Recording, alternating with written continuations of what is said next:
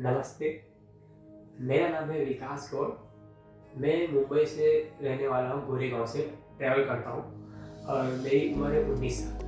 Sir, हमको खांसी की प्रॉब्लम थी और सर्दी बहुत थी। कुछ 2-3 साल से मेरे नाक में से पानी निकलते थे हमारे। तो हमने टीवी में एक ऐड देखा जीवा आयुर्वेद का, तो मैंने क्लिनिक पे कॉल किया नंबर पे कि स्टाफ ने मुझे फ़ोन उठाया, तो उन्होंने मेरे को एड्रेस दिया। तो मैं वो एड्रेस पे चीफा क्लिनिक पे मैं विजिट हुआ।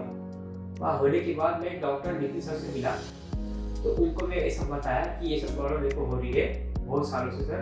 तो उन्होंने बोला ठीक है, हम आपको दवा देंगे, आप दवा यूज़ करके देखिए आपको कैसे लगेगा। तो मैं वो दवा यूज़ किया तो मुझे 100 में 100% एकदम अच्छा लाभदायक लगा। हम तो देखो जितने भी हैं पेशेंट को मैं ये बोलूँगा, जितने मरीज हैं, कि जीवा आयुर्वेद एक ऐसी दवा है आयुर्वेदिक कि लोगों को दुख दर्द सब दूर कर देती है। मैं तो ये लोग बोलूँ कि ये जीवा आयुर्वेद इतनी दवा अच्छी पावरफुल है कि मैं बोल सकता हूँ जितनी तारीफ कम किया उतना कम है।